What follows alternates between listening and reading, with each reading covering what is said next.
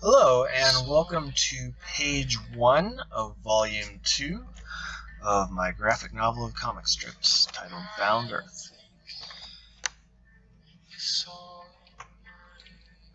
Kept the same opening. This is the one animation I think that I did. I have a shorter one in an animation program that I did years ago that I don't think I'll use that one. It's kind of choppy, and it's not really. It's even more choppier than this, so I think I'm going to stick with this. I have some new frames in the picture for the opening, and I think I'm going to keep most of the rest of it the same. I'm just going to not focus on the video making aspect as much as actually making the product. I want to be careful I don't distract myself from the real focus of the whole thing. So we're at starting all over again, page 1, volume 2. It's been an interesting journey. Cutting away some of the fat that was in my life. A lot of sitting around watching TV. Unfortunate side effect is that I don't have as much time to read books anymore as I used to. I still get to read, other comic books, and I occasionally get to sit down and doodle for myself. But a lot of my time has been spent focusing on getting this stuff done and getting it out there, and working on commissions and doing these paintings that I'm hoping will help supplement everything else. I like doing the paintings. It's a nice release, and it's a huge difference from the way I draw. So it allows me some variety. But I've cut away a lot of the fat in how I spend my time. I'll watch Netflix while I'm cooking on my iPad, but outside of that, I don't really watch a whole lot of TV. So it's amazing what you don't really need to be doing once you focus on what you decide you need to be doing, I guess. Makes me wonder how many hours I wasted. I mean, I guess I had fun doing this, but with my current perspective, how many hours I could have spent doing this other thing. But can't focus on what coulda, shoulda, woulda. I'm focused, and we're doing this now, and we're going to get it done. I worked it out that if I live another 40 years, I will have enough time to do another 2,000 pages. Now, I don't have 2,000 pages for this story, but I have, apparently, if I live to 80, 2,000 pages left in me, give or take a few,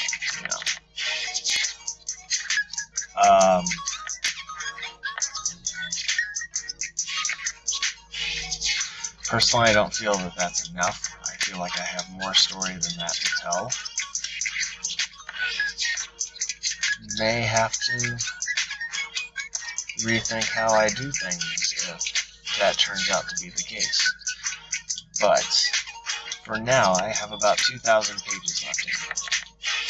65 of which are in Volume 2, and 65 of which are in Volume 3, so that's, I think, a grand total of 195 that I've spent on this story, which leaves me 1,800 pages left.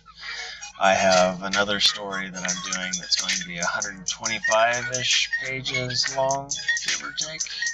So that leaves me, yeah, the math starts to dwindle after a while. So this page has all the robots back together again, and they fall back into their old way of thinking, like when they first got to the planet.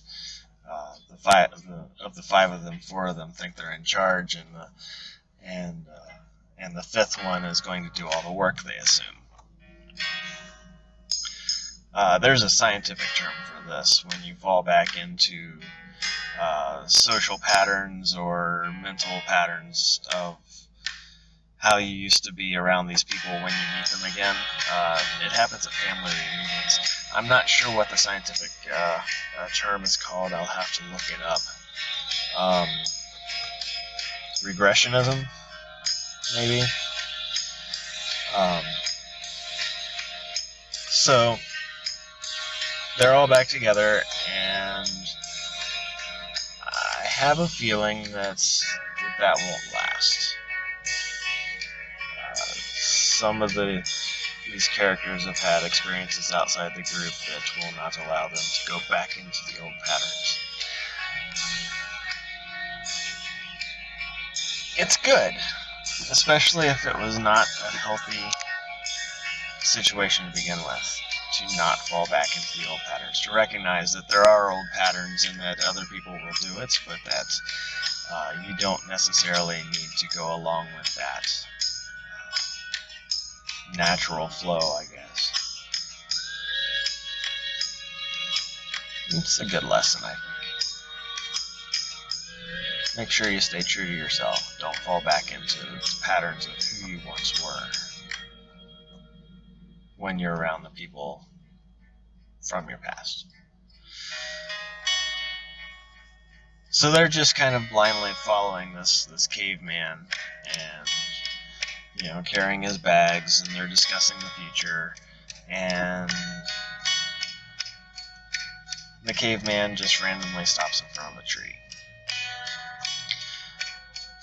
Sometimes you can't understand what you're being led to, I guess, but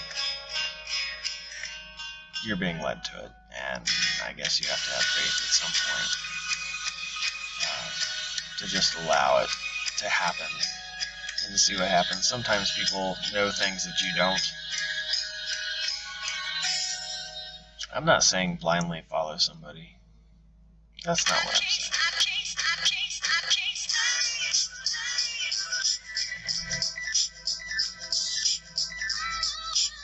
I guess the robots are too focused on falling back into their old patterns to realize they're really being led.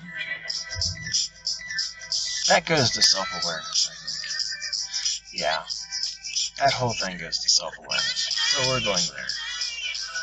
It's a constant theme in life, I think, to be self-aware. So it must be important. When I start to repeat myself, I guess stuff must be important. A lot of detail in this drawing. It took forever to do. Still getting the hang of this cartooning thing, simplifying things. Some pages just need detail, I guess, to grab attention.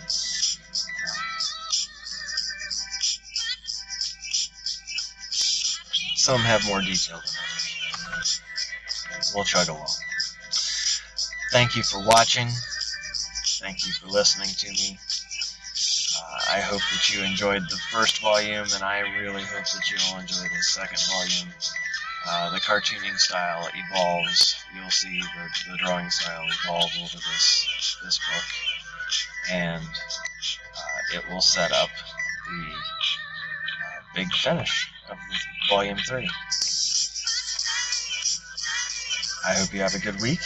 I hope that you get a chance to create something, and that you get the chance to trim a little fat in some of the wastes of how you spend the week.